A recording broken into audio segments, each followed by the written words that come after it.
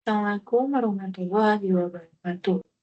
Perkenalkan, nama saya Enufawa Ansori dari kelas DS 4703 dengan NIM 1035230070. Di sini saya ingin mempresentasikan hasil kerja saya mengenai infografis tentang manajemen proyek TIK. Baik, yang pertama-tama, eh, sebentar. Apa sih itu manajemen proyek TIK? Manajemen proyek TIK sendiri adalah penerapan sebuah pengetahuan, keterampilan, tools, dan teknik pada aktivitas proyek yang berfokus pada teknologi. Ini mencakup segala hal, mulai dari pengembangan perangkat lunak, implementasi sistem baru, hingga pembaruan infrastruktur. Kemudian, uh, proyek sendiri pasti banyak orang memiliki kesamaan dengan operasional. Namun, ternyata karakteristik dari proyek sendiri memiliki perbedaan dari operasional. Keduanya memiliki dua ciri khas tersendiri. Pertama-tama itu proyek. Proyek sendiri memiliki ciri khas yaitu bersifat sementara, berarti memiliki tanggal yang mulai dan selesai secara jelas. Kemudian untuk ciri khas yang kedua yaitu bersifat unik, berarti menghasilkan sebuah produk ataupun layanan atau penghasilan spesifik dan serta baru. Contoh yang mungkin bisa kita sampaikan untuk bagian proyek sendiri, mungkin kita bisa membuat sebuah aplikasi mobile banking yang baru, misalnya seperti Cbank atau Chrome. Dua mobile apps ini termasuk baru ketimbang dari mobile apps yang lainnya. Kemudian untuk operasional sendiri memiliki dua ciri khas juga, tetapi memiliki dua ciri khas yang berbeda, yaitu yang pertama, operasional sendiri memiliki keberlanjutan atau ongoing, berarti operasional sendiri dilakukan terus-menerus untuk menjalankan sebuah bisnis. Kemudian untuk ciri yang kedua terdapat repetitif. Repetitif sendiri berarti menghasilkan sebuah produk ataupun layanan yang sama berulang kali. Contohnya sendiri, jika kita mengikuti contoh dari sebuah proyek, kita bisa mengambil dari memproses transaksi harian nasabah melalui aplikasi mobile yang sudah ada. Mungkin seperti BNI dengan Wondernya, kemudian BCA dengan MyBCA. Kemudian bagian jenis organisasi proyek sendiri terdapat 3 jenis, yaitu proyektual, kemudian fungsional, kemudian yang terakhir yaitu adalah matriks. Yang pertama-tama saya akan menjelaskan tentang fungsional. Fungsional berarti struktur organisasi di dalam itu dikelompokkan atau memiliki departemennya sendiri, seperti misalnya departemen IT, kemudian departemen keuangan. Di sini manajemen proyek sendiri memiliki wewenang proyek yang cukup rendah dan sangat kecil, dan lebih berperan sebagai koordinator. Kemudian ada proyektual. Proyektual sendiri di sini adalah kebalikan dari fungsional.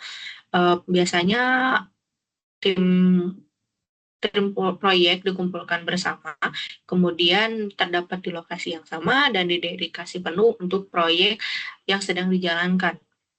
Dan untuk manajemen proyek sendiri di sini memiliki wewenang penuh. Kemudian yang terakhir terdapat matriks.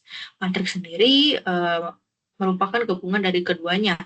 Anggota tim harus melapor kepada manajemen fungsional, kemudian kepada manajemen proyek. Struktur ini pun bisa dibagi menjadi 3 hal, yaitu matriks lemah, kemudian matriks seimbang, serta matriks kuat. Untuk seberapa besar sih wewenang dari manajemen proyek sendiri, di matriks sendiri itu tergantung seberapa besar dari wewenang yang dimiliki oleh manajemen proyek.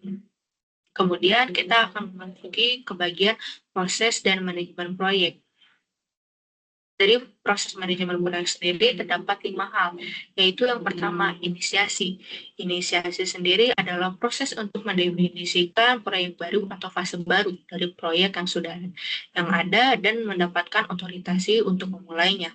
Biasanya untuk output utamanya sendiri terdapat project charter. Kemudian yang kedua yaitu perencanaan. Perencanaan di sini pun merupakan proses untuk menetapkan cakupan sebuah proyek dan memperbaiki tujuan serta mendefinisikan langkah-langkah yang akan dilakukan selanjutnya. Kemudian terdapat pelaksanaan. Pelaksanaan sendiri di sini untuk menyelesaikan sebuah pekerjaan yang didefinisikan dalam rencana manajemen proyek itu sendiri. Untuk pelaksanaan ini juga untuk memenuhi spesifikasi dari sebuah proyek. Kemudian yang keempat ada pemantauan dan pengendalian.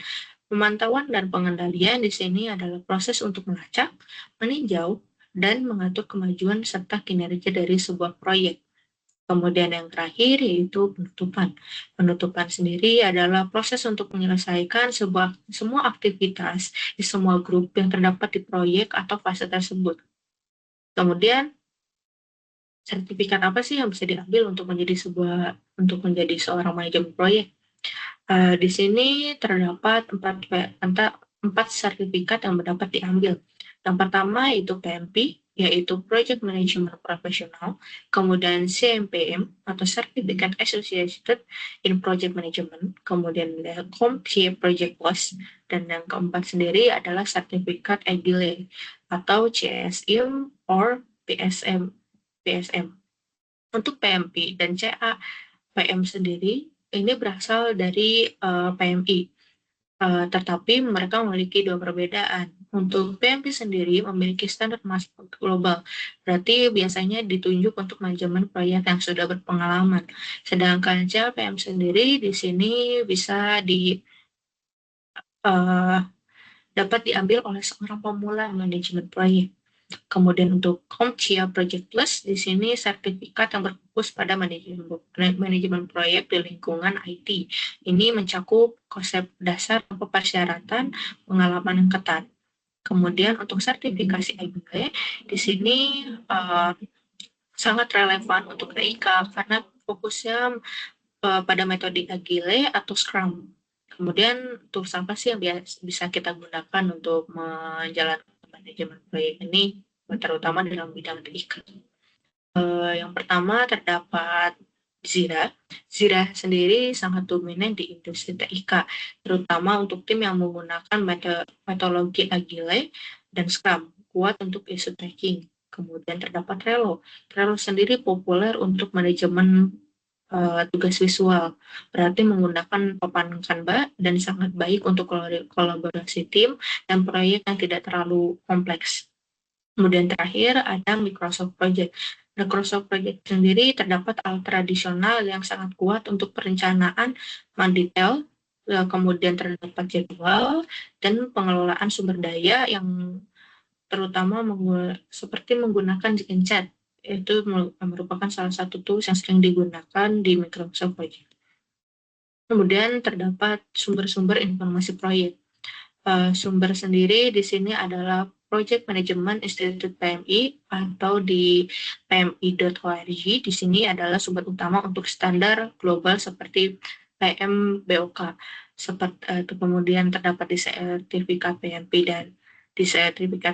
dan CAPM dan riset di bidang manajemen proyek. Kemudian ada Scrum.org dan Scrum Alliance. Di sini sumber daya utama jika kita tuh berfokus pada metodologi Agile dan khususnya di kerangka kerja Scrum yang sangat umum di TIK. Kemudian yang terakhir ada Atlassian Agile Coach. Di sini adalah merupakan blog dari perusahaan di balik Jira dan Trello dan menyediakan banyak panduan praktis tentang Agile, day off, dan kerja tim. Kemudian di sini saya mengambil referensi dari empat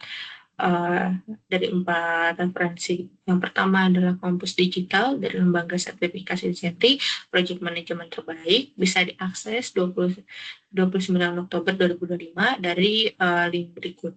Kemudian yang kedua dari Project Management Institute dari tahun 2021 dan terdapat di PMP sendiri dan garis besar materi ujian yang diakses pada 29 Oktober 2025. Kemudian dapat TOMS yang memiliki tahun 2021 untuk top 5 sertifikat project management.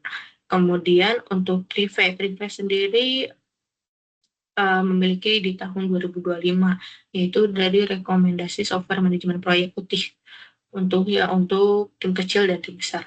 Dan semua ini saya akses pada tanggal 29 Oktober. Itu saja dari saya.